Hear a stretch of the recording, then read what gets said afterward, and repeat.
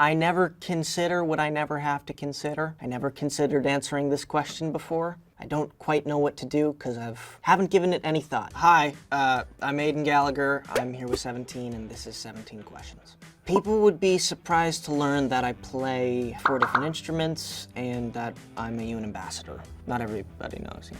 Something I will never regret.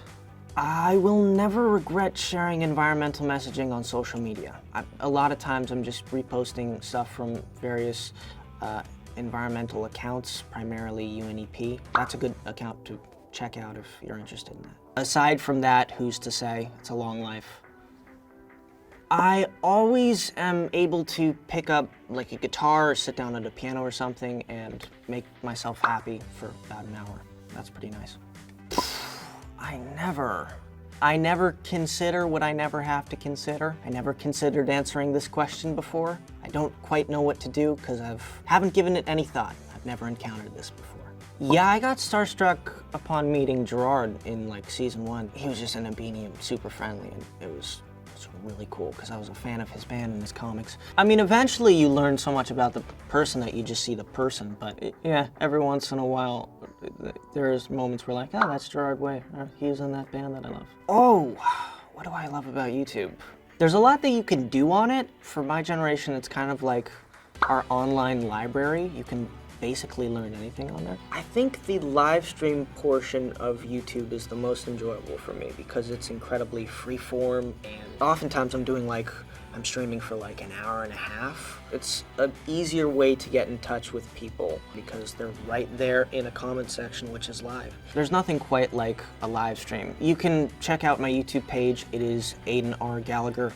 Just on YouTube, you'll find it. When people look at social media, there's this sort of psychological expectation that they think what they're seeing is reality, and then there's this connection to yourself where you think, oh man, I wish my life was like that, and people can sometimes get bummed out. So if you could remove whatever it is that makes people think that that's what life is and then makes them get depressed, social media would be a great thing.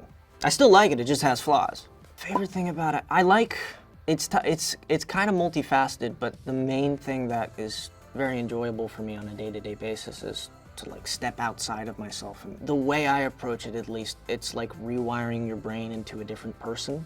And so I completely tune out like the cameras and everything that isn't on the set or in the scene. And so your brain actually thinks you're stepping into a different universe and you're just in it with the other person. So that's pretty incredible. It's fun to channel 5. If I could live anywhere, where would I live? I'd probably live in Seattle.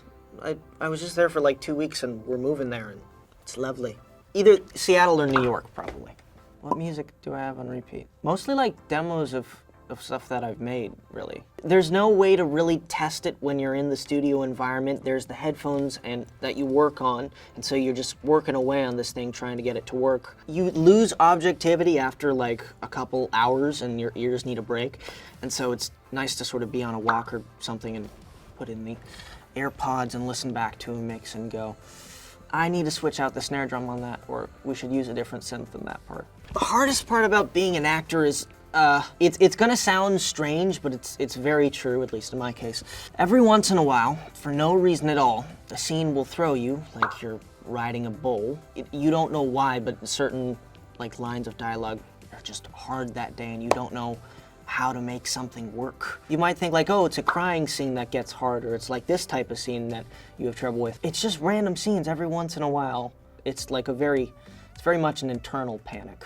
So there are days like that where I just don't know what to do with the scene performance-wise. And what's funny is when you watch it with friends, they might be like, oh, you're great in this scene. That was a great scene. And you're like, yeah, I know what this could have been. And it sort of drives you crazy a bit because you're like, this could have been so much better if I had done this, and that.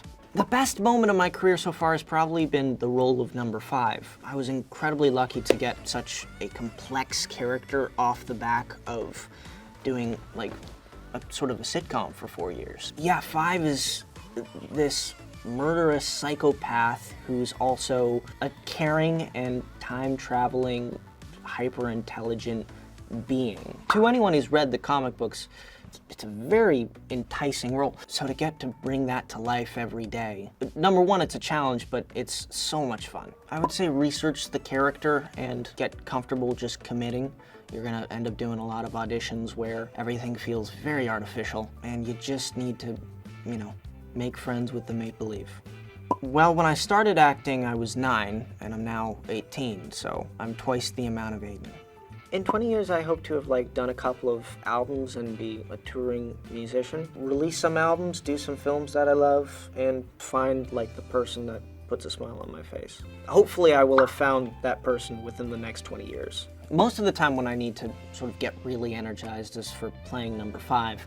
He has a lot of those scenes where he just is at this level of energy and craziness that, you know, I need to get in that state. So Coca-Cola and push-ups mostly, that sort of thing. I also sprint back and forth. We were shooting the scene where it's old Five, and Luther. Five has got paradoxicosis. Before each of the takes, I would run back about 30 feet and then sprint into the mark right before they yell action, so that when you see me, it's this sort of out-of-breath, hyper-energy thing. And yeah, that was really helpful.